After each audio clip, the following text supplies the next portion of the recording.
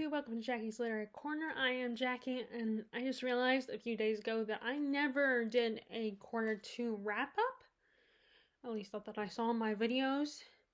So, I'm going to do it now, a very late quarter two wrap up. Now, the only problem with that is some of the books I don't have anymore, and not just because they're library books, because there's only really one library book on here.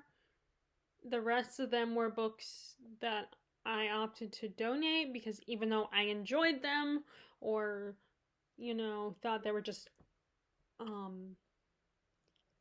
okay, I still opted to put them in the donation pile, especially if they're books that were just okay books, like books that I was like, okay, I'm glad I read it, but I don't love it, so I don't need to keep it, or books, or even if, and like I said, even if I enjoyed them, they might be books that I'm like, I really like this book, I enjoyed it, but I don't need to, I probably will not read it again, because for me, that doesn't, just because I'm not going to read a book again does not mean that I didn't enjoy it.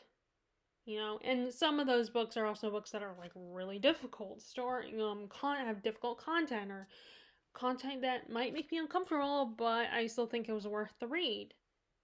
So I read for quarter two, I read 28 books. Now, it did help that some of them were short stories, like from Skeleton Crew. And some of them were like I know I read, middle grade level book. And then, I read one of the books I read two of the books from the author event that my dad took me to back in May. And, one of them, the first book I read from those 4 books that I bought at that author event, was really short. And the other one was, I think YA would be considered a YA book. So, not all YA books, but there are a lot of YA books that I used to get through really quickly because they were very fast paced. And the chapters were often really short. Of course, nowadays, a lot of YA, especially in the fantasy genre, if it's a series, then each book just gets bigger and bigger. But I still feel like you can get through those not super fast, but faster than you would read an adult book that's a fantasy. But anyway, so I feel like quarter two was pretty good. And I was very happy with my birthday month reading. I read a lot in May, but some of them were short stories. And I did try some things, I feel like, and then April was a good month. I kind of did a little bit of theme in April, or tried to, and I also was able to, in the second quarter, also there was one of the series that I was able to finally finish, and that's one of the ones that I donated, that even though I enjoyed it, I decided I'm not gonna, I want to share it with someone else. So let's talk about the specific books that I read. Okay, I realize with the way I stack these, if I'm doing this in order, then maybe I shouldn't have stacked them like this. I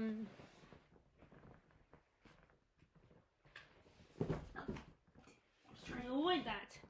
Okay, I shouldn't, again, stacking them. It's probably not smart because now they're all in the pile.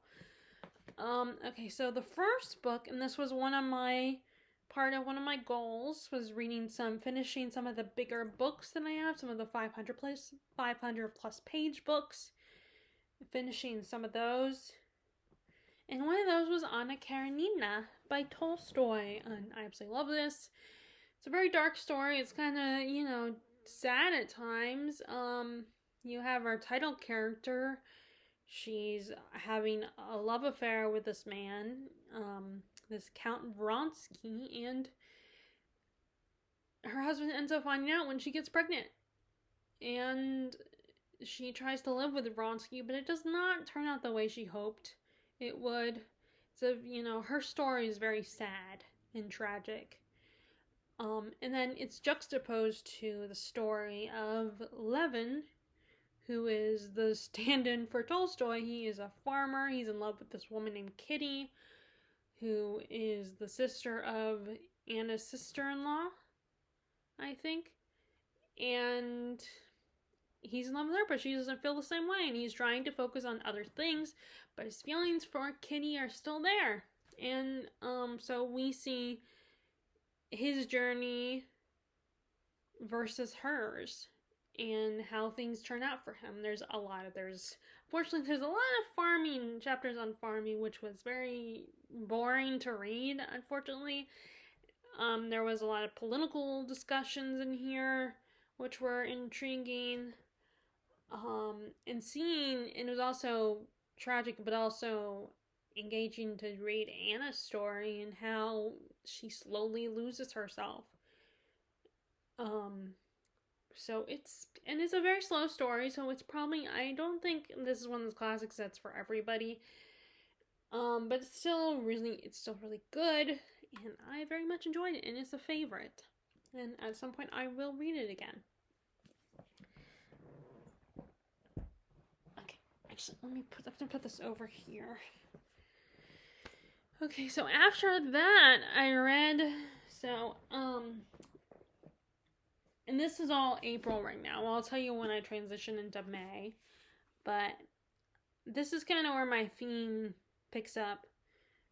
I decided to read The Secret Garden. I had never read the book. I had owned a different copy once that was a gift, but then at the time I figured, I'm not going to read it, so I ended up donating that, and then I decided a couple years ago that I wanted to read it. And I bought this copy. This is a Papermate, or Paperweight, or what is Paper Mill. I was getting it mixed. I'm thinking about getting a Kindle, because with our trip to London coming up, and it's kind of going to be a little bit hard for me to bring an actual physical book with me. So I'm thinking about getting a Kindle, and one of the Kindle brands is a Paperweight. So I was getting the term Paperweight mixed up with Paper Mill, which is the company. This is the company that makes this edition. This was one that I saw in one of the towns we visited, and I already forgot the name of the town. I had asked my dad what the name of the town was, but now I can't remember it again. I had saw this in one of the used bookstores in the town we visited up in the mountains of North Carolina, near Lake Lore and Chimney Rock and all that. But because, my mom was saying that if you're going to buy, you want to buy this particular edition, then I would think you would want to buy more than one. So I was she suggested I go to look online, and I went to the book outlet site, and I found a whole bunch of these book outlet. So this is the one I bought, one of the ones I bought, Secret Garden, and I absolutely loved it. And I loved how the adaptation, because there's like 3 adaptations that I'm aware of Secret Garden, and the one I have has Maggie Smith as Miss Medlock. And when I was reading this, it felt very close, it was a pretty good adaptation, pretty accurate to the book. Which I imagine it's a little bit easier to closer to being accurate in a book like this. Because, it's not like a lot of big special effects or anything like that. Or like big, there's no creature makeup. It's just regular, normal people. And there's, it's the environment. And I'm sure in England you can find plenty of places that have the environment that this book takes place in. So I was very surprised and very pleased with the adaptation being a pretty accurate adaptation of this book. In case you don't know what this is about a little girl named Mary Lennox, and she's an English girl, and she and her parents lived in India. They were politicians, I think, and something happens where India gets invaded or attacked, and her parents get killed. And so she's sent to live with her only living relative, an uncle, an invalid uncle who doesn't, and he was married to her mother's sister, and he lives in a house on the moors of England, and she hears the story about her aunt who had died, and that she had this garden that the uncle had locked up after she died. And she decides to try to find it and bring it back to life. And along the way, she meets her cousin, that is also her cousin Colin, who's also been an invalid because he's been told he won't walk. He's been told that he's very sickly. He's going to have a crooked back like his dad. And the two cross paths and become friends. And she also becomes friends with the servant Martha, who kind of takes care of her, and her brother and mother. And it's just about her bringing this beautiful garden back to life and finding these new friendships and finally becoming, growing as a person. And it is a very heartfelt, beautiful story, beautiful descriptions of nature. And the little Robin is really cute. The characters are interesting. Although I thought Miss Medlock was a little more intimidating in the adaptation and in the book. In the book, she comes up a little less aggressive. A little less of a threat to Mary and Colin. Now, of course, there's aspects of the plot that aren't in the adaptation. I don't know if they're in the other adaptations or not. And I gotta say, I was caught off guard by the ending. The ending didn't, I mean, it worked, but it was a good ending, but it wasn't the ending I was, like, it's hard to explain without spoiling it, but it was an ending that didn't make sense that the book ended on that point. Like, it would have been good if it was a part of the ending. It didn't make sense that was the ending of the whole story, particularly because of who the main character was. If you've read the book, maybe you know what I'm talking about. But it was unexpected that it ends where it does. With that, Except if any of you read the book, and if you remember correctly, maybe we can talk about it if you're interested. In the comments or something. But yeah, but anyway, so this is really great. I'm glad I finally read it. I was very happy to read this, and I will read this again next spring. I do want to read her other book, the Frances Hodgson Burnett's other book, The Little Princess. Although I heard that it's a sad one. Now the adaptation I have for that one is a little different, because I do believe they changed some things in that adaptation versus what actually happens in the book. So I know that, but I do believe the Shirley Temple one is more accurate to what happens in the book. So I would be interested if I could get access to the Shirley Temple one. I would like to watch both and compare the two. But both the Secret Garden adaptation and then A Little Princess adaptation, I don't have them on DVD. I would have to buy them on DVD, which I could probably find them at Walmart or on Amazon. Okay, so next is actually a reread. And that is The Distant Hours by Kate Morton. So originally I started reading this one along with The Forgotten Garden by Kate Morton, which I probably should have started that one. Probably should have read that one to go with my spring theme of gardens and nature and stuff. But I mean this does apply in a way, but the other one actually refers to, there's a garden in that one, so it would go well with Secret Garden as a pairing. If I did a video where if you liked this classic, you should read this book. I mean, that would be kind of interesting. Take if you like this classic, read this modern book, or vice versa. I think that'd be kind of interesting if you like this kind of video. But I had made more progress when I started rereading both his books on this one. So I figured, let me finish this one first. And this also is one that I've read, like The Forgotten Garden, um, one or two other times. So I figured I've only read this one once, so let me read this one again. So this one takes place in the 40s in World War II, or half the story does. It's Kate Morton does two timelines with her stories. There's one in the past. There's always one in the past, and then there's one. The present is usually modern day, the modern day when this book was published, which in this case is, I think, the early 2000s.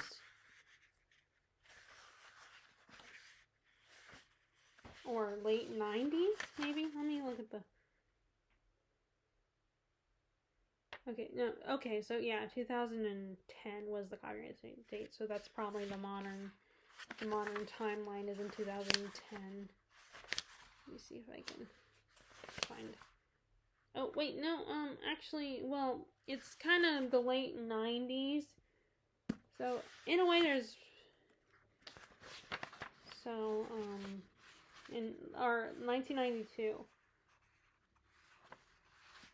Let me see.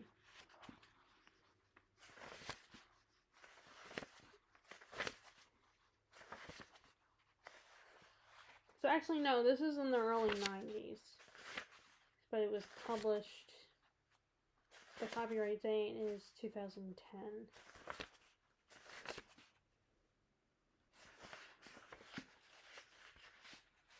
Okay, anyway, I'm not gonna worry about that. So, it starts in the modern day timeline where you have this woman. She's an only child. It's her parents, and she doesn't have the best relationship with them. There's a distance between them, and her mom had received a letter in the mail from about this girl named Juniper Blythe, or it was a letter from Juniper Blythe, and the mom gets a very strong emotional reaction, and she won't talk to her daughter, whose name is Edie. And she decides to figure it out, what that letter was all about, and finds out this information about there was this, her mom during World War II had stayed at this house called Middlehurst Castle with these three sisters, these Blythe sisters, Seraphina, Persephone, and Juniper Blythe. And their dad was a famous author known for writing this book called The Mudman, and he mostly keeps to himself and locks himself up in his room. And there's kind of this history of mental health in their family. And Edie decides to go to Middlehurst Castle and meets the sisters and is determined to figure out her mother's relationship with these women. What happened in the 40s? Why did her mom have such a strong reaction to the letter? What is her relationship with the sisters? So we go back and forth between that and the actual past, where we meet the Blythe sisters when they were young women, and how, the little Edie's mother had stayed there, like I said, during World War II. We learned about Juniper and how she might have inherited their father's mental illness. And it's their relationship about how, they are kind of forced to stay and live in the castle together and take care of it.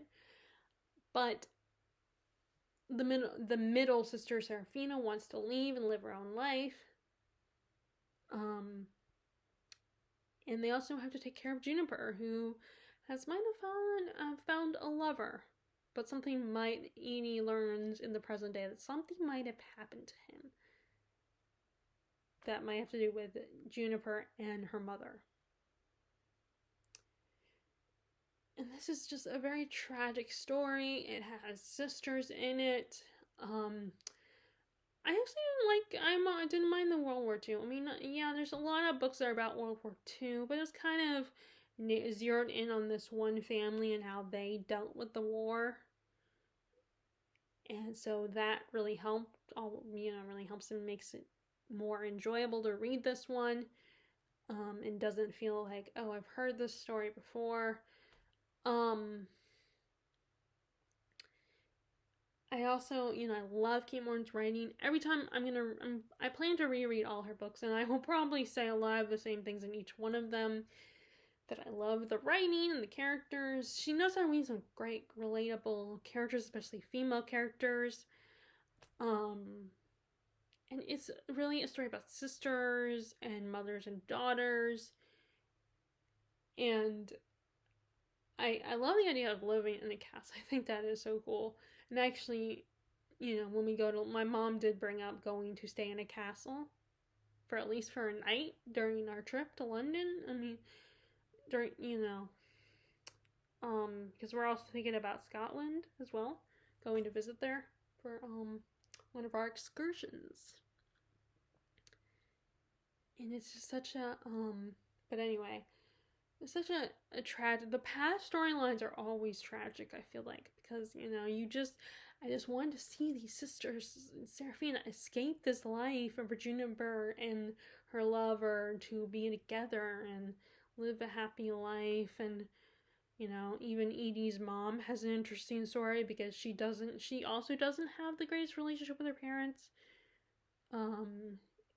And this kind of, her living with these women kind of comes between them. There's issues of class differences and how, like, sometimes when you have the lower people that live in lower class situations, and they are not as privileged to get things like certain kinds of education. And there's the whole issue when Edie's mother goes to live with the blind sister, she gets a better education. And there's the whole issue of, oh, you think you're better than us now that you're so smart? That kind of thing. And it's, so it has that as well, which I think is a very interesting discussion because, for me, and it's easy for me to say this, that no, I feel like in the story, in the plot of the story, that Edie's mother was not trying to act like she was better than her parents. I don't think that's anyone's intention to when they learn, because if that's the only reason someone's wanting to learn things and become educated to, to prove that they're better than their parents, and that's stupid. And then what's the point? That's not what learning is about. It's not what becoming educated is about. It's, yes, it is about improving yourself, but the intention is not to rub it in someone's face that you're better than them. So that is always a very interesting discussion, I think. So I read that one. Okay, so next. Okay, so after the Distant Hours, the one that I read, in the Rhyria Revelations, I read the last book in the series, which consisted of Wintertide and Persepolis. I don't know if I'm saying that right. And this kind of brings everything together in the story. It brings Hadrian and Royce's journeys together, and we start finding answers. Like in Wintertide, the shit I feel like hits the fan. Everything just falls apart, and there's the I can't remember everything. The bad guys starts the people that are not the ones that want to take over the kingdoms and create an empire are finally, they've Princess Arista was captured, and everything is just like, and there's this, it seems like they're gonna win in Wintertide, and the Persepolis is kind of a sequel, the aftermath of that, but also, you're finally getting answers, and there's all these things that they've talked about, referenced in the previous 2 volumes, that now they come to fruition in the last book, Persepolis, and there's a big epic showdown. Now there is a new antagonist introduced in this one, which it worked. Although I'm a little iffy when it comes to, like, in a last book, a new antagonist being introduced. It's like, what the heck? Like, it doesn't make any sense all of a sudden, especially if you don't have any more books after this one. Although the author has written other stuff in this world, so there's probably, expands upon the antagonist that is introduced in the last book. There's things in the book that was like, yes, I knew it kind of moments. And then there was also moments of like, oh, I did not see that coming, but it works. It's awesome. I'm pleased with that direction. But it's a really fun series. It's still, it's tropey, but it's still kind of fun. It's not a masterpiece or anything, but it's just the journey that Royce and Hadrian go through, and just all this, it's just fun and exciting and action-packed, and, just a really cool world. But like I said, I am now interested in reading the other books in the series. The other books in this world. I'm decided to move on from it. I had a good time. I mean, there's never say never. Maybe one day, like, who knows, maybe I could get it on my Kindle, the rest of the series on the other books, if I'm interested. But anyway, so yeah, I don't have that anymore. I opted to donate that whole series. Okay, so next we have, after that, I finally finished another big book. And that is Way of Kings. Yes, I was so happy about finishing this book, Way of Kings by Brandon Sanderson. It was really good. So great. I love it. So many great complex characters. I really like the whole, harnessing magic through, like, kind of the weather with the whole, Stormlight Tower thing. I thought that is a really cool concept. Like, that is something Brandon Sanderson is known for, creating really cool magic systems, and I really like it. So far, I've liked almost every one of his magic systems that I've read, because I think they're so creative and fun, and just, it's like, I've never seen that before, because when I try to think, come up with ideas for fantasy, my magic systems aren't as, like, they don't zero in. When I think about a magic system, they don't zero in. Like, I would never come up with this whole, like, Stormlight thing. I don't think, and I haven't seen anyone else come up with it. I really love Dalinor's character. I think I related most to, Shallan. I really loved her character. Like, her shyness and insecurity, but also being very smart. And, now I'm not an artist like she does. I cannot draw worth my life. I wish I could draw. And then Kaladin. Oh my god, Kaladin, my precious baby. I feel so, like, his whole situation with his brother, and just, his conflict of interest, where he wants to be a soldier. He wanted to be a soldier, but his dad wanted him to be a doctor. And the prejudice he experienced all because of eye color. It's just like how people are prejudiced because people have different skin colors. It's like ridiculous. And I think that this book, the whole eye color thing that Sanderson came up with, is kind of a commentary on that. Sometimes the prejudices were for silly reasons. There was a bit of a mystery going on. There's this whole the book that the former king was reading, and now Dalinar is being introduced to the book, and it's like, is he crazy? Or is this legit? Like, is he really, does his plan make sense? Because, of course, this is a world where it's a war-torn world. They're all about violence and fighting and stuff. So some of the ideas that the book talks about, I can't remember what the book is called. It's called Way of Kings, I think. The book that they're reading, the book in the story, I think it's called The Way of Kings. I think that's why Brandon Sanderson called the book, this first book, that, because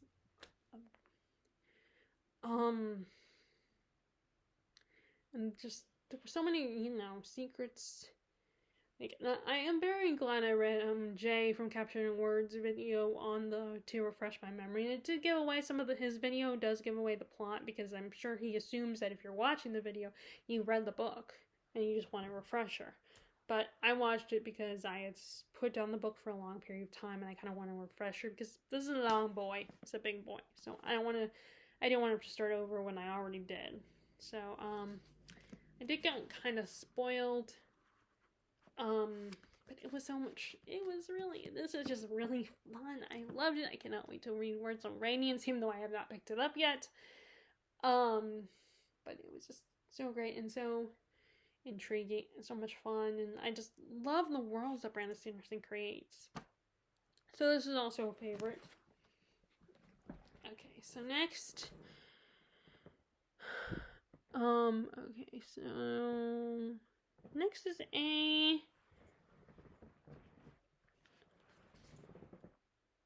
yep, okay, so now we're on May. So because of April, I read Anna Karenina and Way of Kings, which took me a long time to read, so I didn't get to anything.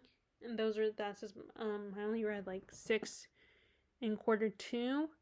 So, I mean, in April, which is okay, nothing's wrong with, I'm glad I read both Anna Karenina and Way of Kings. I was very happy. I enjoyed those. And the only reason why I read a lot more in May is because some of them were short stories from the Skeleton Crew.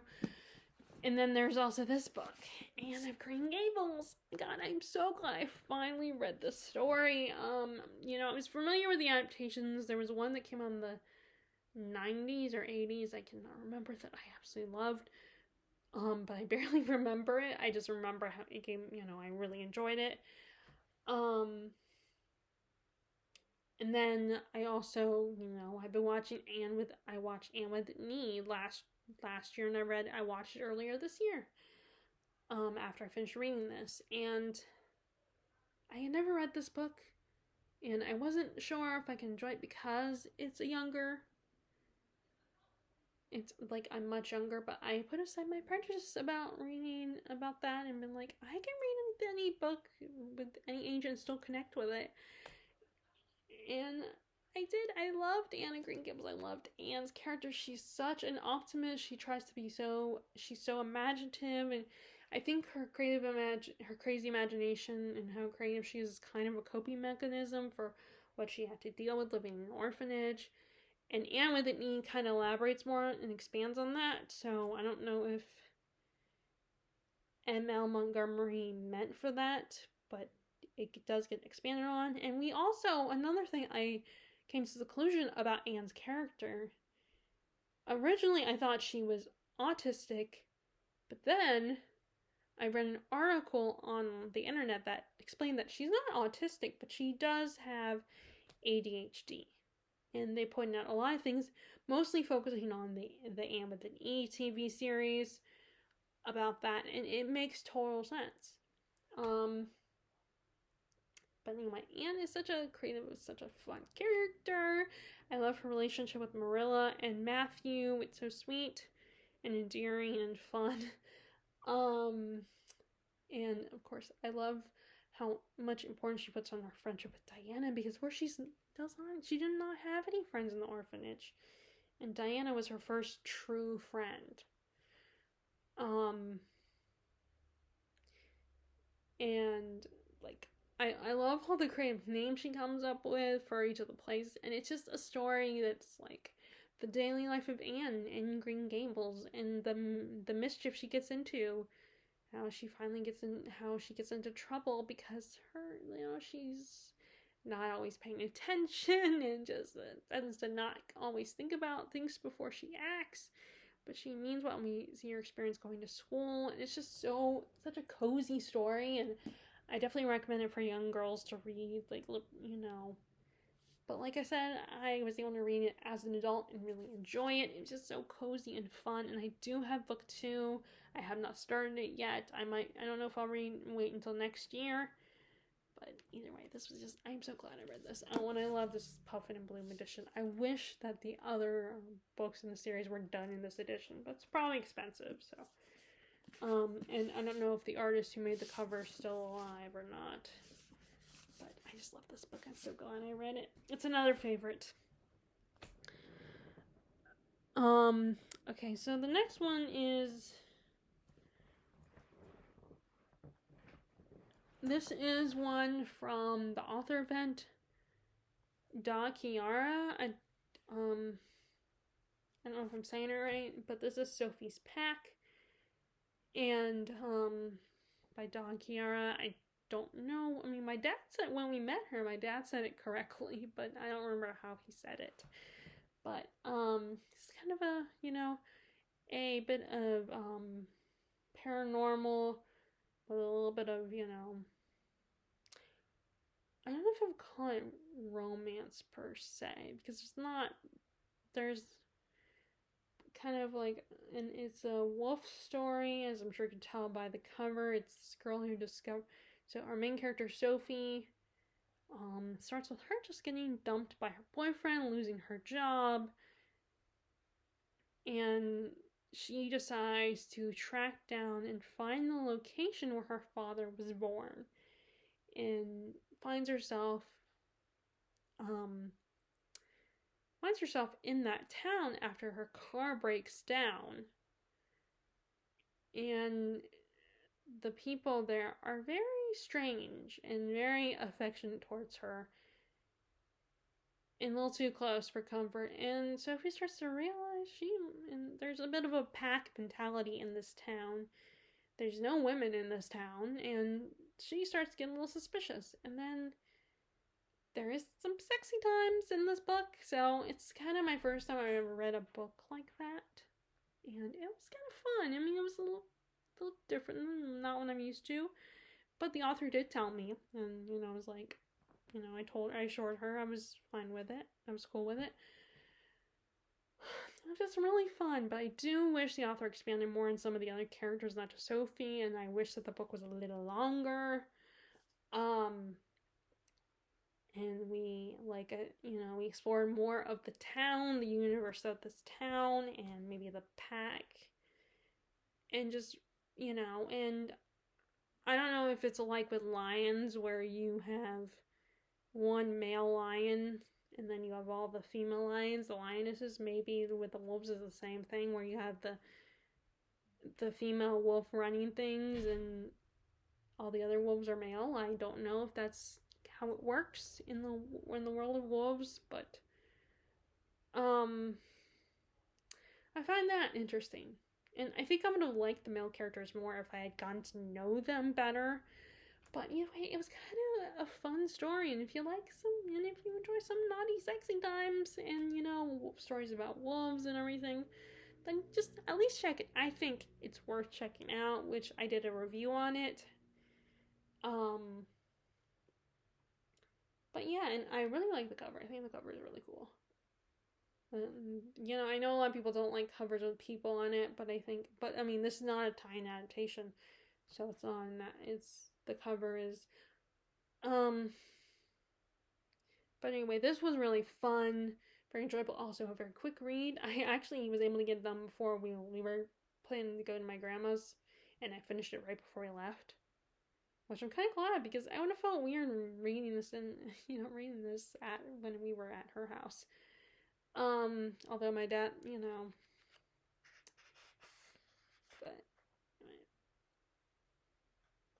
but yeah, I enjoyed this. It was fun. Not an all-time favorite, I admit, but still, I had fun with it. Okay, so next we have, this next one is also a reread. And I read this years ago before the movie adaptation came out. I think that's why I read it, because I knew the movie adaptation was coming out, and I only was familiar with the other series that was part of this, and that is The Hobbit, the prequel to Lord of the Rings. And this was the only book in that whole Tolkien universe that I ever actually read all the way through up to that point. I mean, I still haven't finished any of, I've started Silmarillion, and I did start Lord of the Rings, and I did get past the last chapter I stopped at when I first attempted to read Lord of the Rings, The Fellowship. I do remember, I did get past that part, but I haven't picked it up.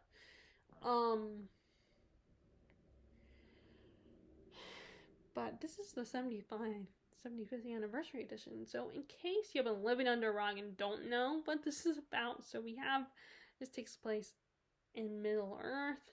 And although at the time when this was published, I don't think that was intended. I don't think Tolkien had fully created Middle Earth yet, or he was working on it, I don't know. But this is in this little village of Hobbiton, where you have these hobbits, these creatures that are kind of a little shorter than your average human, like very small compared to humans, and they live in holes in the ground in very peaceful, happy lives. They love to eat. They have very hairy feet. And our main character is Bilbo Baggins, and he's not much of an adventurer. He's very much a homebody. Um, but then this wizard Gandalf shows up at his house and he's like, "I remember me. Do you remember me from your childhood? I used to bring fireworks, and guess what? We need you to be our burglar on this adventure with these dwarves who are trying to reclaim their homeland." Um, Bilbo, of course, says no, but then Gandalf surprises him and brings the dwarves to Bilbo's house. And he is forced to go on this quest with them to reclaim their homeland. And it's full of adventure, trolls, goblins. He meets Gollum for the first time and gets the magic ring that is introduced in Lord of the Rings. And it's just such an adventure. It's an adventure story. It's, we meet, like I said, we meet the dwarves, who are really fun characters. I would love to hang out with them and have dinner with them. That would be so much fun. Although I would love to hang out with the hobbits too. And eventually they have to go to the mountain of Erebor, where the dwarves' homeland is, where they must fight a dragon, Smaug the Terrible. And it's just quite an adventure story. I absolutely loved it. I'm glad I read it again. I know a lot of people will judge me for this, but I kind of like the movies a little bit more. I know a lot of people have a problem with the movies because, first of all, Peter Jackson expanded them to 3 movies, and look, this did not need to be 3 movies, but he did, and I even did a whole video where I talked about why I actually really enjoy the movie trilogy, and Peter Jackson expands on the Hobbit on the dwarf characters. You really get to know them. They each have their own personalities, and their personalities feel very like humans. Which I really loved. And they also expand on Bilbo's character a lot more in that adaptation. I feel like I get people's criticism. I understand why people were not happy, especially if you have nostalgia for the original book. And it's a kid's story. It's not meant for adults. But in Peter Jackson's defense, he is trying to please a larger audience compared to the people who read the book, because he wants people that aren't into fantasy to love this world, this universe, and watch this movie. So sometimes you gotta change things, and maybe not everybody hardcore true fans are not gonna be happy, but I think it was a great movie. A movie trilogy. Maybe it did not need to be 3 movies, and it did not need to be as epic as it was, but if it wasn't based off of this, then it would still be a great movie. I mean, yes, I know a lot of people point out the bad CGI, but I'm oblivious to that. But anyway, so I did a whole video, so I'm going to stop talking about it. I'm just very passionate about that. But anyway, this is such an adventure story, a great quest story, a great, I think, for at least a middle schooler, I think could really enjoy this because it's not as dense as Lord of the Rings. I mean, it was originally meant for children, and there's some very colorful characters, very silly characters, which I think is great for a kid's story. And it really shows the whole idea of the underdog in Bilbo, that they can be a hero, they can be great, they can do brave things, even if it's scary, even if, you're someone that likes to play it safe and stay in your own little world, your own place, you can still be brave, and eventually, you just gotta take that first step out your front door, which is not easy.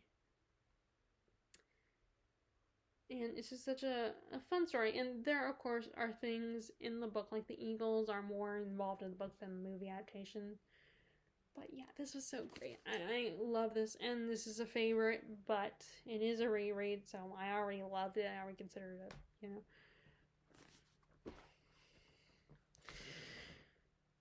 Okay, so we have. Okay, so I finally did it. I finally read The Last Kingdom by Bernard Cornwell. This is the first book in the Saxon series. And there was a TV show adaptation, and they recently made a movie adaptation of the last few books. Maybe last two books, I don't know. But so obviously this is a tie-in. At least this one is a tie-in. The rest of my books from the series are not tie-in editions. I almost bought another book in the series the other day, but then I got, there were other books I wanted to buy, so I had to narrow it down because I didn't want to buy because even if it's only like $4 to buy a paperback, it still adds up. So anyway, so this is about our main character Uhtred, who he was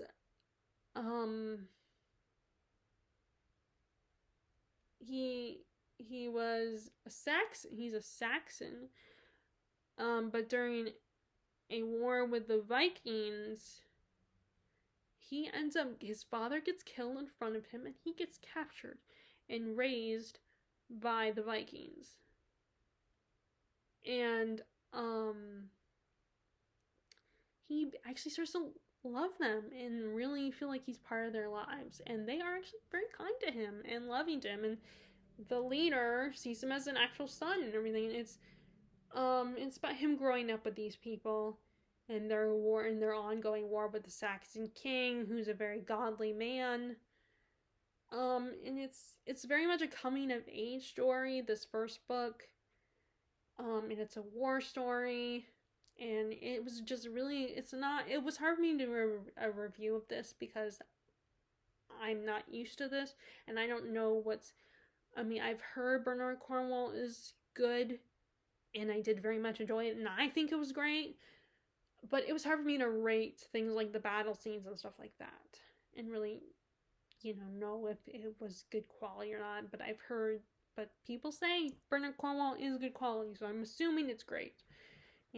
Because either way, I had a good time. I enjoyed and I liked watching the battle scenes. Very gory, a little bit graphic. And I really liked Uhtred as main character, his journey, and it was very much a really good story. And I have not picked the second one, but I am looking forward to getting the second one, and reading the second one. Sorry, unfortunately, like I said, I'm not used to that kind of story, so it's hard for me to rate them and really point out what's good and what's not. Next is, so one I don't have anymore is The Kingdom by Jesse Rothenberg. So this is kind of a sci-fi story about, every time I've talked about this book, I've been like, basically, if Disney World or Disney in Disneyland were like the show Westworld, where you have this princess, you have this kingdom that's kind of a theme park that's based on like your dreams coming true and fairy tales and magic and all that. And one of our main characters is one of the AI from that kingdom. She is a princess, and her other princess friends who are from all these different kingdoms, like an African kingdom, a sea kingdom, etc. They rule the kingdom together. But then this new guy, our main character, I don't remember. I wish I could remember their names. Like I said, this is one of the books I ended up donating because I enjoyed it, but I opted to donate because I think someone else might absolutely love it and I want to keep it. She comes across this new employee that works there, new worker. And he points out some things about this world, how it's not exactly ideal and perfect. There are issues with it and weird things going on with the robotic animals that they've created. They're getting sick. He starts to point out this world is not that great, and that maybe the creator that they call daddy is like lying to them. In which, I don't know, I find, I mean, if you're talking about a story in the old, a Southern type plot referring to, your father is daddy, I think it's perfectly normal. But in another context, it's just a little weird. But, a little creepy too. But maybe that's the point. And she starts getting suspicious and it becomes kind of tries to find this guy and talk to him, and then she starts to develop, and even though she's not supposed to be able to do this, she starts developing feelings for this guy and actually liking him. But it gets a little complicated, and her sisters start disappearing and falling apart one by one, quote unquote dying one by one, and this kind of sets things, makes her even more adamant to figure out what this guy was, was his name Owen? It might have been Owen. What this guy is saying, and trying to figure out if he's right, and if there's something not right with this world, and maybe their father figure has lied to them.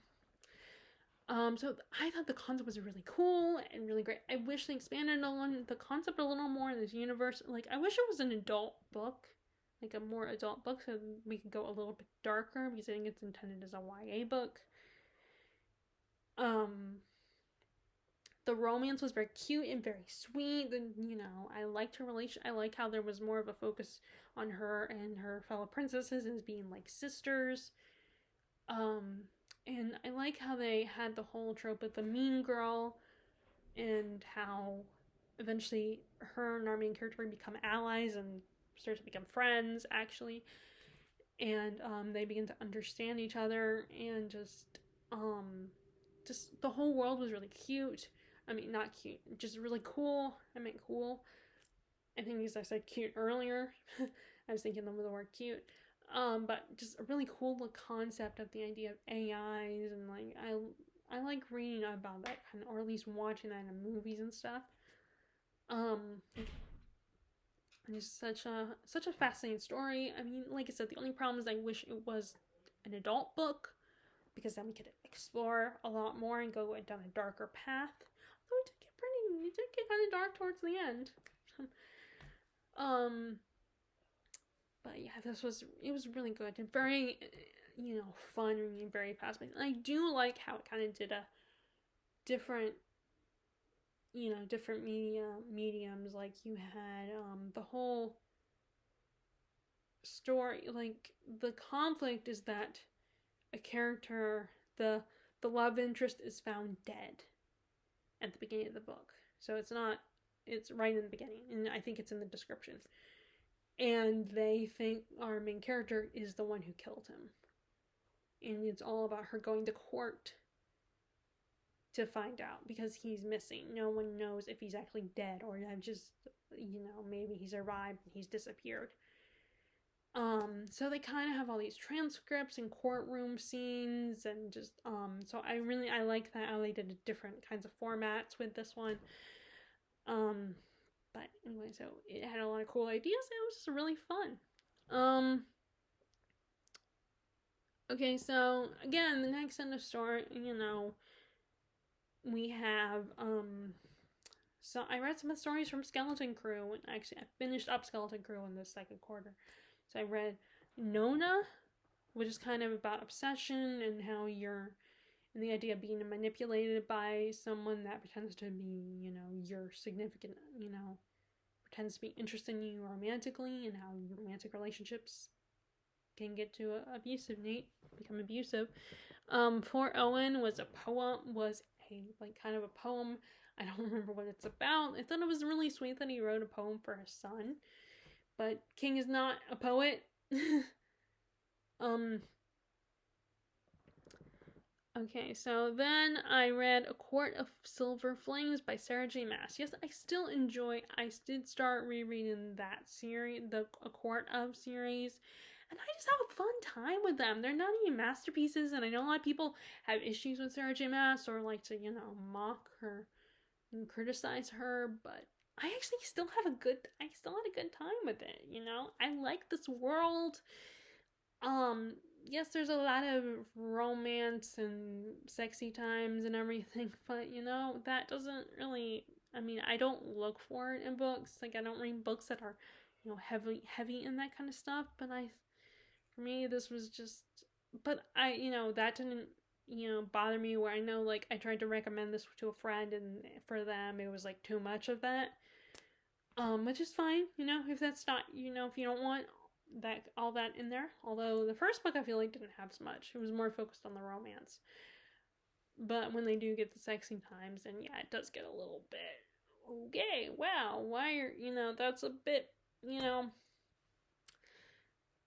and but you know, I just have fun with and you know, I mean, this whole universe of um and this one focuses on a character that I'm glad was that I wanted to be expanded on because I did not like her. I couldn't stand her. Most people don't like her. In fact, I think even despite this book, there are still some people who don't love her character. But they really, Sarah J. Maas explores PSTD in this one, but in a different way. Like, um, you have it's about one of Freya's sisters, and the kind of mean one, the bitchy one. I did not remember her name. Um, Nesta, that's it. It's Nesta story, her romance with Cassian that develops, and like I said, it has a different approach to PSTD. We get to know both them as characters, and we're inside their heads, so we get to know why Nesta is such a bitch. Um, and we get to see her grow and come into her own and grow as a character and learn how to, you know, embrace her fae nature and that now that she's a fae and accept it and just be content. Now her and Cassian's relationship is a lot messier and dysfunctional compared to Freya's relationship with Rhysand. Um, and you know, we really like it was more focused on that and her, you know, recovering from all that she experienced in the, you know, Accord of um, Wings and Ruin.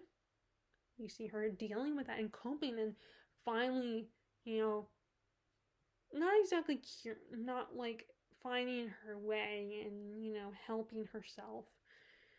Um,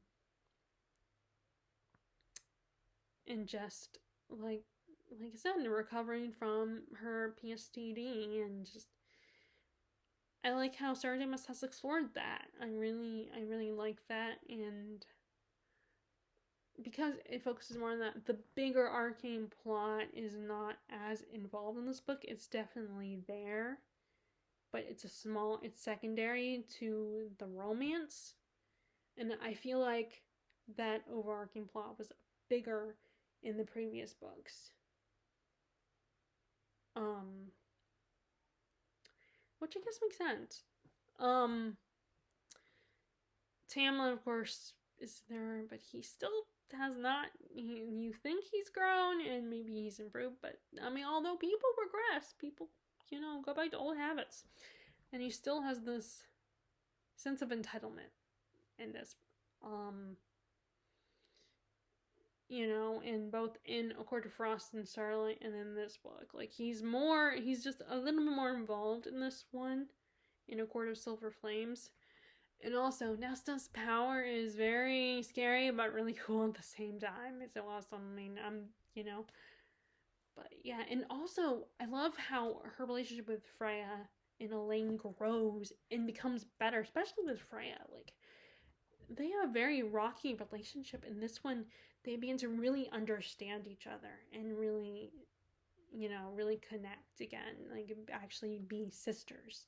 Like there was this separation between the two of them in the previous books. Like they weren't that close. I mean, they understood each other, I think, but they didn't have the bond of sisters. She also kind of deals with what happened to their father in the Court of Wings and Ruin. You know, she didn't. You know, it's her dealing with that as well and coping with that. Especially how things ended. Like the last thing he said to her, and the last thing she saw of him. But yeah, and I feel like Elaine starts to really, stop being so passive in this. I mean, she's still very quiet and passive and still very sweet, but she doesn't take Nesta scrap anymore. She's like, I'm sorry, I don't want anything to do with you right now. I am living my own life and dealing with things in my own way. So you deal with things in whatever way you want, but do not include me kind of mentality. She kind of stands up for herself in this one. Because everyone's just tired of Nesta's crap. Her BS. I listened to it on audiobook, that's why I don't have it. So this is kind of the other library book, but it was, via Libby, so I don't have, But yeah, it was good. I had a good time with it. Okay, and then, okay, so the next one is another one I don't have. See, because if I had done it earlier, then I still might have had some of these books, but totally. Time and Again by Jack Finney. This was written a long time ago, so because I had an anniversary edition. I think it was the 50th anniversary. This is the time travel story about this man who he's kind of bored with his life. He's a very average life, nothing special, and he's in advertising, and he gets approached by this secret government group who is trying working on a special project, and they're like, they want to use him for their project. And it turns out their project involves time travel. They want to understand the past a lot more, and so they came up with a way to time travel via your own mind. So instead of getting in a machine or using like a watch or something, you just immerse yourself in that time period with all the clothes and the things that people used, how your house looks, everything, immersing yourself in the history and the what was going on in the world at that time. And so our main character does just that, and he goes to a particular time period because something happened in that history that his girlfriend thinks is very, I think she's connected to it somehow, or like she had a relative or something that was like this fire that this building caught on fire. So he decides this is the time he wants to go back to. And he is successful after several attempts, where he ends up living in this boarding house run by a mother and daughter, I think, or like an aunt and her niece. And he becomes friends with the people that live in that boarding house, even though he probably shouldn't. And he ends up getting close to daughter / niece, I cannot remember. And he ends up falling in love with her, but the only problem is she has a boyfriend who's kind of crazy and a rich guy, and just he feels he does not like our main character stealing his girl, and he feels very threatened by that. So it's all about our main character's experience traveling through time, exploring this world. So there's a lot of focus on that. The romance is secondary, and it's a lot of focus. There's like a lot of chapters devoted to him just walking around the city of New York City at the time and exploring and seeing what it was like and getting descriptions and his reactions to everything. And there are also pictures in there, like black and white photos, and it's such a unique approach to time travel. And like the romance was very sweet. I didn't get super attached to the characters, but I liked them. The bad guy, the antagonist, was one of those annoying people that, they're not exactly a threat per se, but they could be. But at the same time, they're very, annoying, and just so it was very. So it was a really good story. I had a good time with it. It was fun. It's not one I kept. It's been donated, but still, it was really great. It was really fun. And I do like time travel stories. Okay, so next is another from the Skeleton Crew, which is Survivor Type, which is about this doctor who finds himself lost at sea and ends up on an island. Trapped on an island, and he has to survive. This is a very gruesome story. Very, like, you know, it's kind of scary, the idea of thinking about someone getting, like, trapped on an island where they have nowhere to go, nothing to eat. And it's just you by yourself. So it's like Castaway, but with a more gruesomeness to it. So it was good. I mean, it wasn't wow, but it was just like, I mean, stories where a character's isolated, I don't love those. I find them just okay. Because I don't care about the whole plot of one person where no one else is around. I want them to interact with other people. Granted, in Castaway, he interacts with, the volleyball becomes his companion. But still. So, but it was, it was scary. After that, I read Uncle Otto's Truck.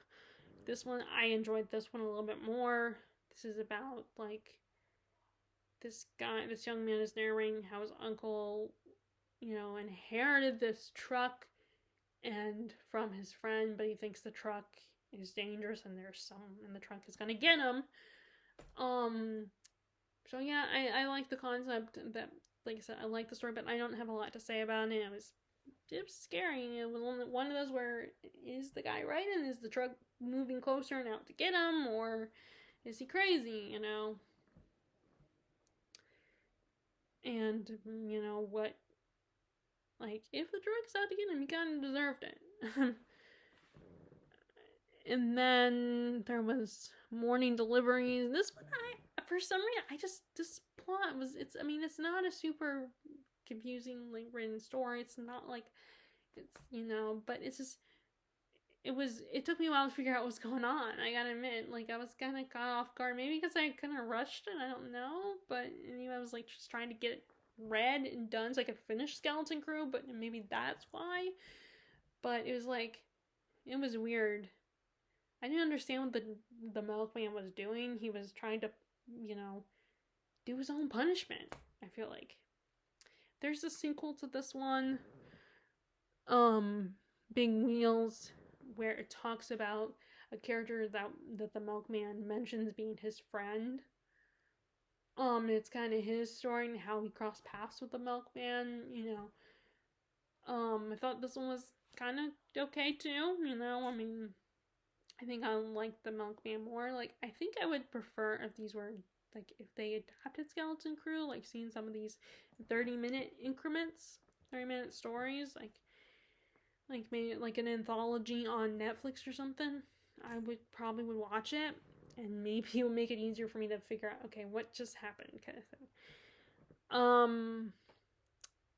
And then Grandma, I love this one because, Grandma, you can relate to the idea of getting to, being a little kid and kind of being scared of your grandparents because they are, older, and sometimes they can be cranky, or and very quiet, and sometimes they can be really quiet, and they can be all this mystery because you don't know anything about them, and, like, the idea of living with a relative that you don't know a lot about and being scared of them, and, not knowing, and then especially because they're on their deathbed. And it's like, oh, am I gonna ask, especially as a little kid, be like, am I gonna have to deal with this? What do I do? Oh my god, what if they become a zombie or something, Like, I think a lot of kids, this would scare the crap out of them. Because, like, what do you do with an older person? Like, as an adult, you kind of have some idea of what to do, even if you're not a nurse or a doctor, you kind of have some idea. But as a kid, you don't know what to do. And you're so limited. And sometimes, and this grandma was kind of mean. And depending on what they're, like, seeing someone dead is, like, dying or is seriously ill, it just can be a little much for a little kid. and it's him not knowing what to do. What if something happens? Does he need to call his mom, or what? How does he handle it? That's basically what this is. Okay, the Battle of the Flexible Bullet that was also kind of interesting too. Like, it starts out these people are getting together for a barbecue or something, and talking about the idea of the flexible bullet, which I'm trying to remember. The idea of killing yourself or something. This one was a lot more food for thought kind of story. So yeah, I remember it being an intriguing idea, but I don't remember it that well. Obviously.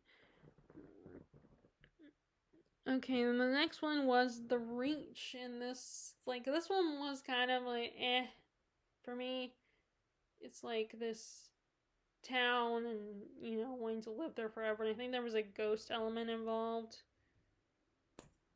I don't that I barely remember it, but this was the last one. That's the problem with short stories. Sometimes I don't. It's hard for me to get attached to the short stories. Like, some of them I like the ideas, but I think short stories are more appealing to me when I see it as like a movie or a TV, like as a TV show. Like, I love Are You for the Dark, but I don't know if I would have. Although I think the way if someone would write these books, that maybe I would be able to get into them more. I don't know, but I think I prefer when it comes to short stories, I need the visual. Okay, so then I read the second book from that author event, and that's Ashes Ashes by Jessica Gokin. And this is going to be a series. I don't know if the author has the next book coming out soon, but we have our main character, Adrian. No, not Adrian Young. And when she was really young, when she was little, she discovered, it turns out she had some kind of powers. So her parents were afraid of her and sent her to live with a foster family of people that are like her. And she turns out she is a magic user, a magi, and she can fight monsters. And something happens where the goddess Hecate is trying to come back from the plane of existence she has been trapped in. And Adrian and her found family have to defeat Hecate. But Hecate has also set her sights on her younger foster sister Liza, because she's the most powerful between the group, and she wants to use Liza as her vessel. And this was really, really fun. It kind of gave me Buffy vibes a little bit, if you like the show Buffy. It had a lot of the YA elements, like high school, although there was less focus on the high school stuff in the boyfriend, but there was a potential love interest for our main character, a guy that she liked. I liked how he wasn't just some damsel in distress, like he had his own magic. I like the found family aspect with the foster family kind of situation, and how our main character is, she's so young, and just she felt kind of abandoned by her parents, and along with the rest of her foster siblings. And they also, they do explain towards the end why all of a sudden the kids are dealing with this, why the adults aren't really doing anything. I like how, and it deals with hellhounds are involved in this. So, and I would love to know more about the different planes. I thought Adrian was a really cool character. And it was again another fun story. I mean, I liked it a little bit more than Sophie's Pack. And like I said, if you liked Buffy, I think you would probably like this one. I mean, there's no vampires in this one though, but it has a similar feel with, the Monster Hunter storyline and all that kind of, like, I guess it's kind of a Buffy meets Supernatural, I guess. It's kind of a better, you know.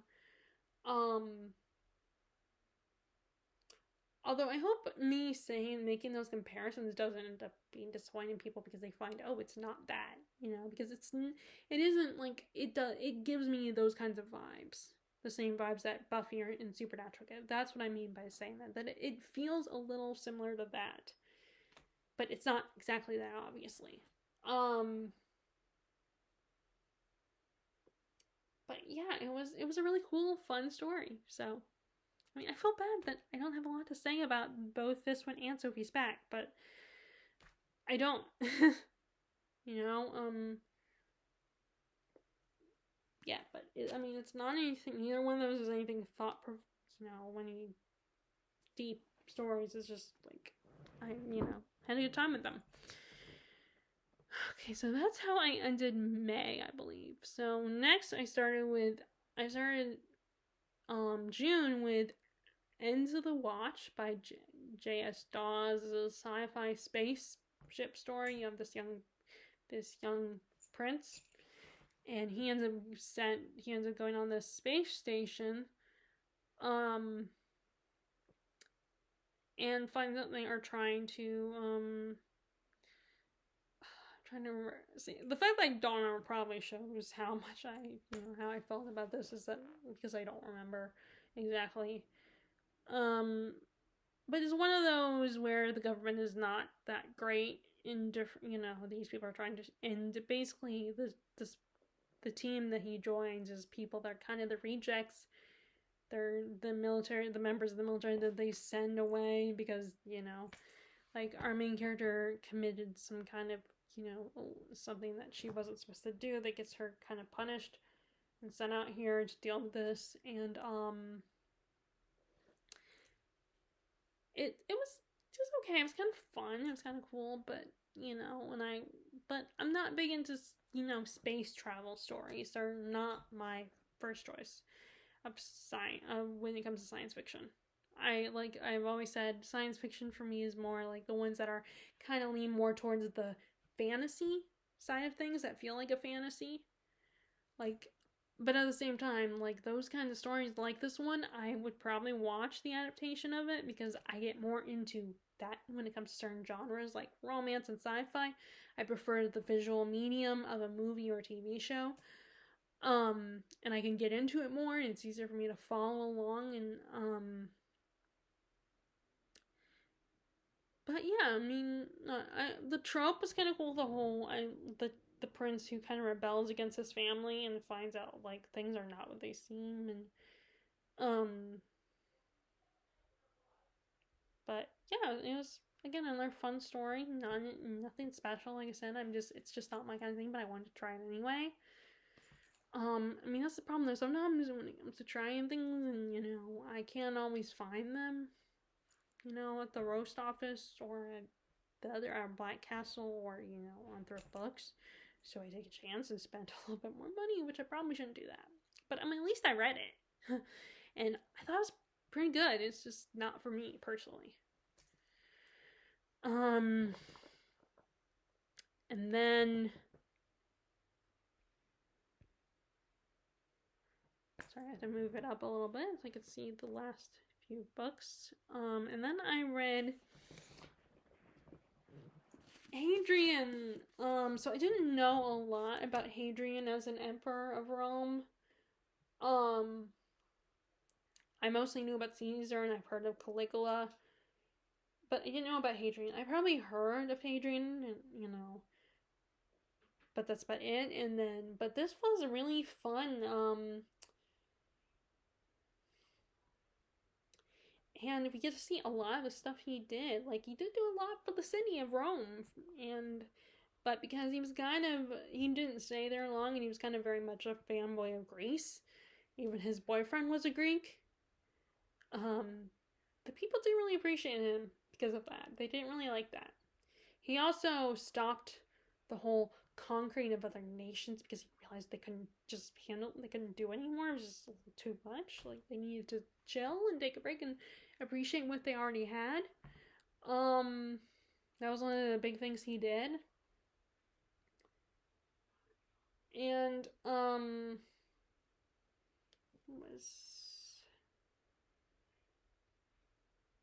let me see. I always forget his foster father's name.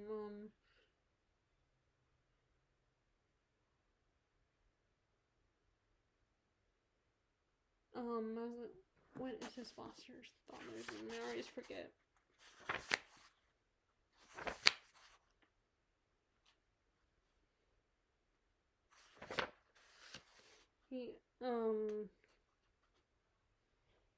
He was raised by, what is his name? Not Cyrus, what is his name?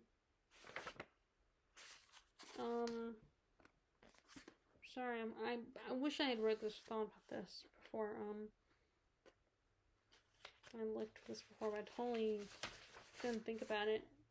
Mishan, nope, that's not him.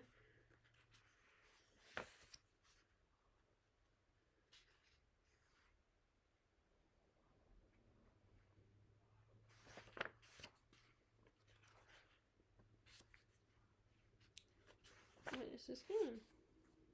I can't remember, but his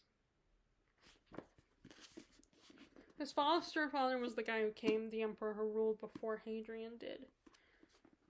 Because he was the heir, he was made heir, but he was actually that guy's wife that got Hadrian on the throne after he died. I cannot remember his name though. But like I said, there was a lot I didn't know anything, so it was really cool to read about one of the emperors that I didn't know a lot about. Just take a deep dive and get to know and find out the good and the bad about what he did for Rome and why he failed, the failures of him, and just who he was as a person. I think it was just really fun reading about Hadrian, learning more and understanding who he was. Okay, so that was my nonfiction for quarter 2. Okay, so then I read The Merchant of Venice, because this was a Shakespeare play that there wasn't a lot of talk about this, but then I learned why after I read it.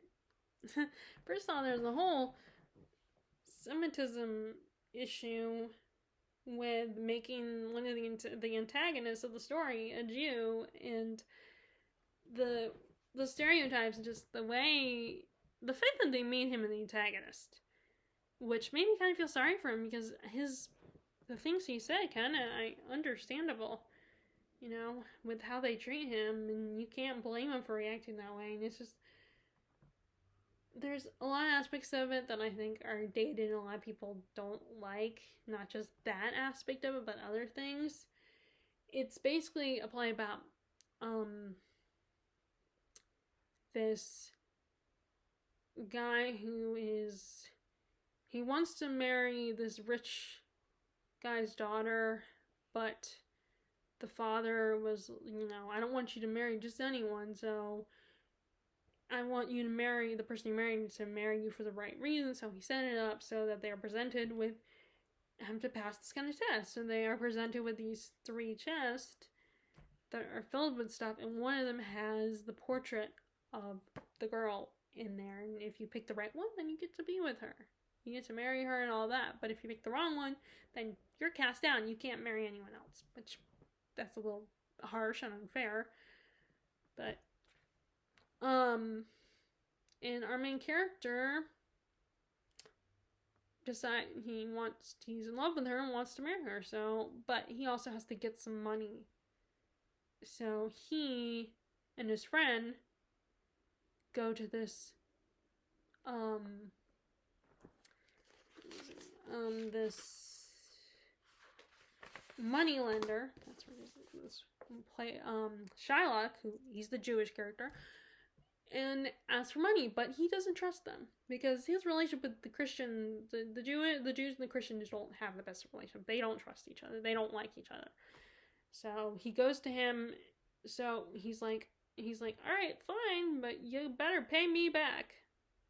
And turns out that our main character's friend is also in love with Shylock's daughter.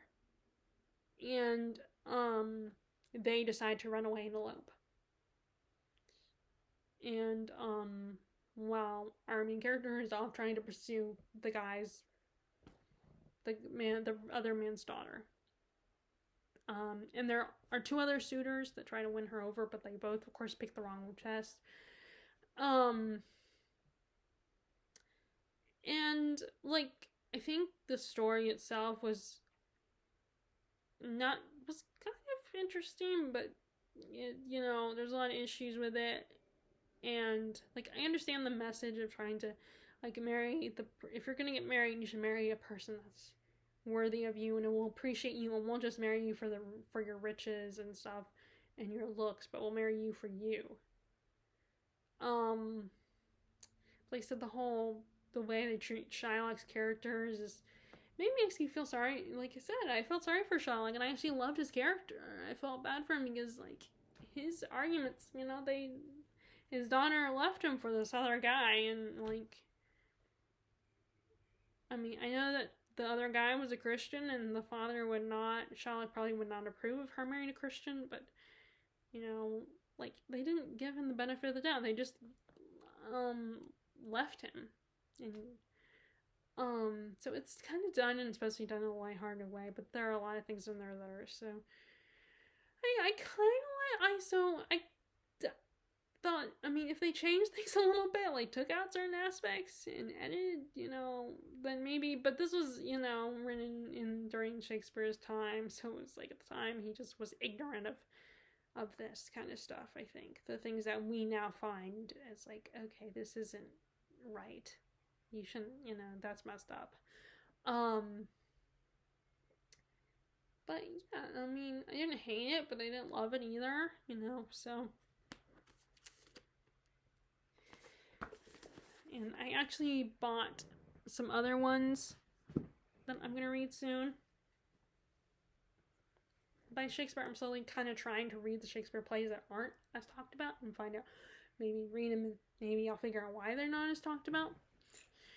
Okay, so the next one is an actual physical library book. So I finally went back to the library, but then of course the same thing happened where I was having stress and anxiety because it's like, oh, I gotta finish this book because I want to read my own books.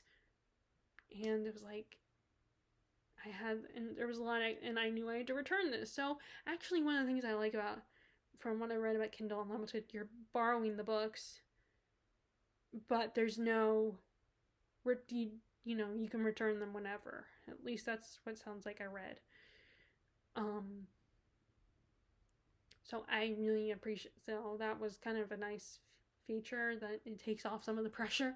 Even if you don't get to keep the books, you can return them whenever you want. Although some of the books I would have liked to buy them. So I think that's how, I would have to look it up again and double check. I'm gonna look at it with my mom and we're gonna decide which one is worth me getting. Because like I said, I feel like it'll be a lot easier for me to use a Kindle for this trip instead of bringing. And besides, I'm gonna buy books there because I'm hoping to go to Waterstone. So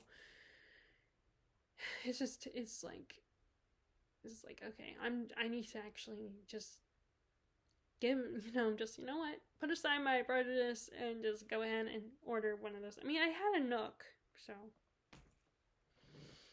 but anyway. So this was from The School for Good and Evil, the Camelot Year series. This was the last book in the series.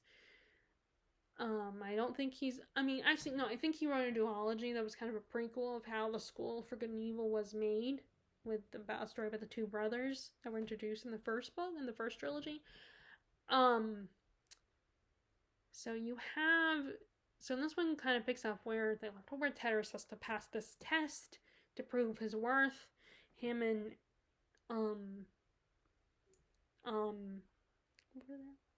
Sophie and Agatha, I was gonna call her Abby, but it's Agatha, are not at a good place. Their relationship is kind of rocky. Agatha still trusts Sophie, but the other characters don't, because she has gone back to I cannot remember their names Rianne and Jeppeth. Those are their names. I don't know if I'm saying their names right though. She's gone back to them, and they don't know why. And there's already been trust issues because she's betrayed. Shown that she's not to be trusted a lot. So that whole the boy who cried wolf scenario, but Agatha still trusts her and believes that she's changed and that she has two purposes, and that she's doing this for a reason, and she actually has. We do find out what's going on with her, and she has been she's imprisoned. And Hort still is completely in love with her and wants to be with her, but even though he has a girlfriend, and that whole situation, like, I'm like, Hort, why? Sophie's been nothing but mean to you. I mean, she eventually grows and starts to see his merits and starts to fall for him, but it's still kind of bugging. He's like, what, now? This is something now you're starting to realize? I mean, I don't like it when characters do that, I mean, like when an author has a character and realize, like, later that, oh, wait, this person actually is a person that I could love or I could like. So I should give them. I mean, that happened in Buffy the Vampire Slayer in the show, where, like, Xander finally realized that Willow is something special and worth his romance. Worth being a love interest for him and romantic interest, but he has a girlfriend, and he also, and she is a boyfriend now, but he's starting to, now she's a boyfriend, and she's actually dressing more confidently and femininely. Now he sees it. Now he sees how appealing she is. And that just bugs me, because, like, now you see it? Now, after all this time? But I guess it happens. I don't know. I mean, I've never had that kind of experience. So, I did not like Tedros. I go back and forth. Sometimes I like him, and I think he's improved. But then I just don't like how in the story everyone is like, how dare you get in the way of Tedros and his quest? What's wrong with you, Agatha? I don't like that. Just bugs me that they gang up on her, even though she gets stuff done. She gets shit done. But all because, oh, you gotta let Tedros win. It's like, oh, how dare you get in the way of him? And, like, you're the bad guy. You're ruining everything. Like, everything is her fault. And it just drives me crazy that people like, but that's how the author tries to write it. So it's the direction the author went. But I don't agree with it. In this case, I was not happy with that last book. And I know I'm not the only one, because I read reviews after to see if anyone else felt the same way about that aspect of the plot. And I'm not the only one, thankfully. Other people agree with me about that. I do love Sophie and Agatha's relationship. I just love it. I just love how they grow, and they still will always trust each other and put each other first. When no one else believes in them, no one else believes in Sophie, Agatha always stood by Sophie and always believed and always fought for her. And I feel like the true love story is their love story. I mean, I would love for them to ditch Hort and Tedros for each other. And stick together and realize by the end of that, oh, we are each other's true love. I mean, although I liked Hort better than Tedros, and I would feel bad for him. Even with the way he treated that one girl. I can't remember her name. But it was, despite those things, I still really liked how everything came together, and the adult characters were involved. It wasn't just the story where, oh, we're gonna let the kids deal with everything. Like I said, in Ashes, it does explain at the end.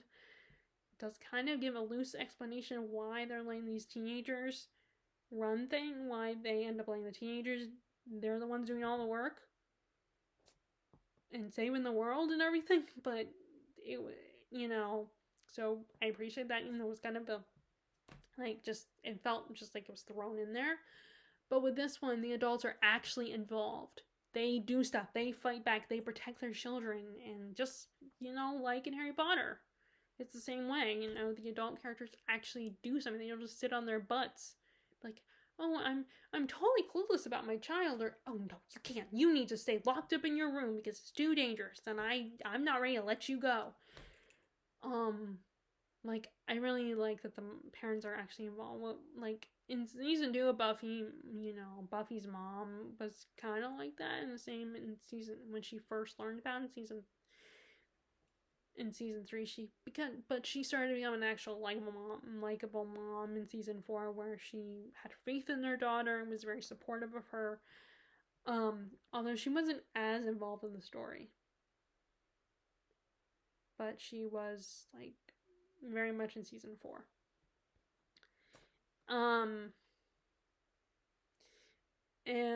But anyway, like, but we also saw that the parents are not, they're flawed.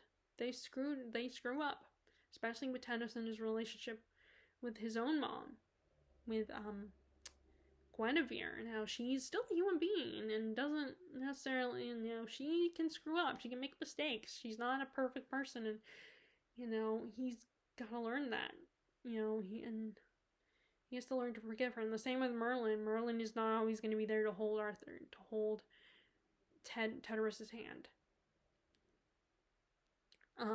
So I really appreciate that they show that the adult characters are very flawed and can screw up, but they also try to help and guide their children and protect them. But not like overprotect, like, oh, you can't do this because you're just the child. You need to be locked in your room where it's safe.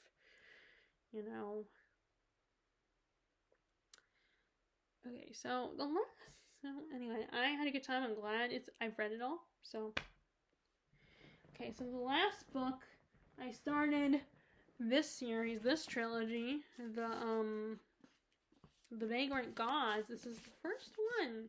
So we have our main character Prince Cyrus, and his kingdom is invaded by the Everlorn Empire.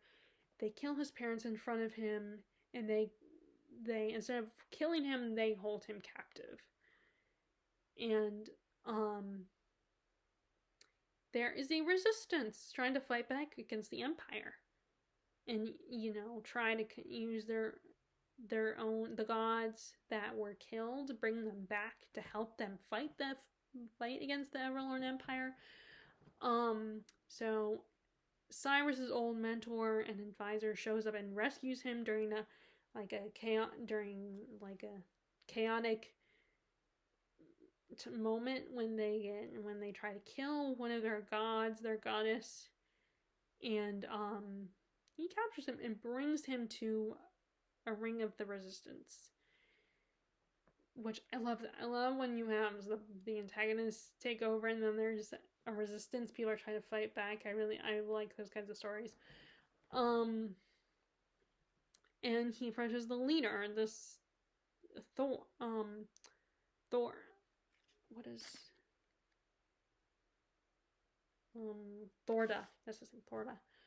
And he finds out that his Thorda is leading the resistance, and he has one of his daughters is kind of a warrior, a powerful warrior. And then he has another daughter who is a god whisperer, meaning she can take in the gods, and she can be used as a vessel. And they offer Prince Cyrus a chance to help them fight back and gain back his kingdom. But Thorda has introduced him to this identity of the Vagrant, the special mask, and he must learn how to fight, and he will go undercover to, cause mischief in the Empire and slowly destroy the Empire and find people, resistance, that are still in hiding. And this was really fun. This was a great first book in this year in the trilogy.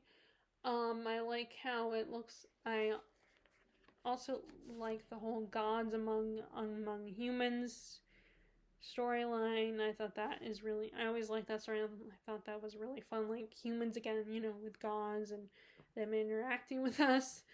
I also like that it's kind of has a bit of a moral dilemma where, what is worth considering their situation. Is it, is the violence worth it? Is it necessary? Yeah, Cyrus kind of dealing with his moral compass and him struggling to take on this role as this vagrant.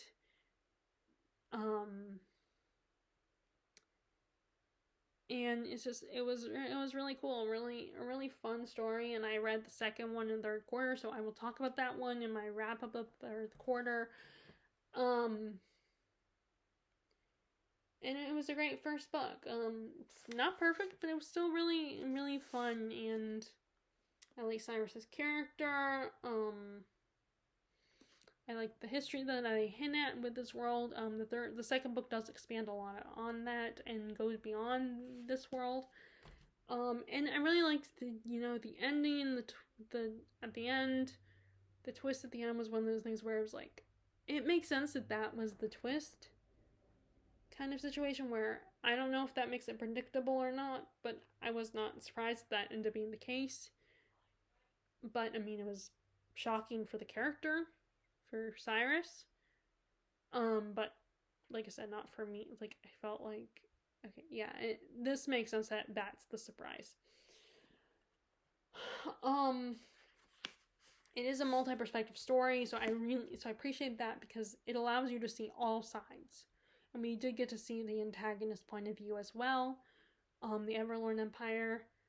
And I like how there's like the antagonists are like a mixture of people that probably aren't a threat, but the implications of these other characters that are probably more of a threat. And more of it, this like the idea of, oh, this person is coming, or what is this person gonna do? They have to pretend, and like I can't think of the word, but like dim down their being a threat.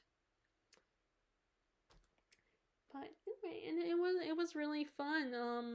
And I guess I will read book 3 next year, or maybe even soon later than that, because I don't know if it's gonna come out on paperback or not. But yep. So this was fun. That's how I ended quarter 2. Was The Bladed Faith by David Dalglish, which I do believe the authors were another work that was already established. This is like a new thing from the author. It's not a debut. It's the authors written other stuff as well. But anyway, so that is my quarter 2. Let's see, which ones I liked the best were probably during quarter 2, where, I loved Anna Karenina, The Secret Garden, of course, Distant Hours. It was fun to reread, The Hobbit. I loved A Way of Kings. Anne of Green Gables was also a favorite. It was great to finally start one of, their series. I mean, although I've read 2 other books by Bernard Cornwell. And one of them was a DNF, and one of them was a first book in a series, but I didn't have any of the other books. My library didn't have the other books in the series. And then the other one, I would be up for giving another chance, which was The Fort. And it might be good, while I'm reading. Okay, and then The Kingdom was a cool idea. Like I said, I didn't really have any strong opinions on the short stories from the Skeleton Crew. I did like Grandma, Uncle Otto's Truck, and that's probably about it. Ashes was really fun. So was Sophie's Pack. Of Court of Silver Flames. I like the series. It's fun. I like the world and the characters. Timing, it was cool too. I mean, it's not an all-time favorite, but I like their concept of time travel. To me, it was very unique. I mean, I don't know if any other stories have done that, but I thought it was a very unique take on time travel plots. Very different. Hadrian and the Triumph of Rome. I'm so glad I read it. I like learning about this particular emperor and how one of the ways I didn't know a lot about. I'm really getting into learning about Rome. I really like learning about Rome. And then The Merchant of Venice. I'm glad I had my problems with The One True King, but I'm glad I read it. I'm glad I finished the series, and I had things that I loved about it. I really appreciated, but there were things that I didn't love about it. Um, I the I think in the last book, The Belated Faith, is on my favorites. But although I enjoyed the second book a lot more, but I won't be talking about that one until I do my wrap up for quarter 3. Which I don't know if that's coming soon or not. I have to check on that. Oh, it will be. Okay, so I have one more month of reading because it ends in September. At the end of September. So October is the beginning of the last quarter. So anyway. So that one will probably actually the third quarter wrap up might also be late too, because I don't know when we're going to, if we're going in October. Oh wait, no, actually no, it won't be late. Well, it might be. Well, it might be. I don't know when we're leaving. I don't think we're going in September, but I don't know when October we would go if we're going in October. But we will find out. Anyway, so that is my second quarter wrap up. Sorry it's so late. I totally forgot to film it. So this is the only problem with, because the whole quarter wrap ups are so new to me. Like this is my first year doing this. So, if I do this next year, I'm gonna have to remember to film it. So maybe I need to write it down. But anyway, I hope you guys liked it. Again, sorry it's so late. And if you did, please give a thumbs up. Click subscribe if you haven't already. Click the bell notification button if you want to be notified about my latest videos. And if you're interested, please feel free to share what you are currently reading, what you read in the second quarter of the year. And I hope you are enjoying whatever you're currently reading, and I will talk to you all later. All right, bye.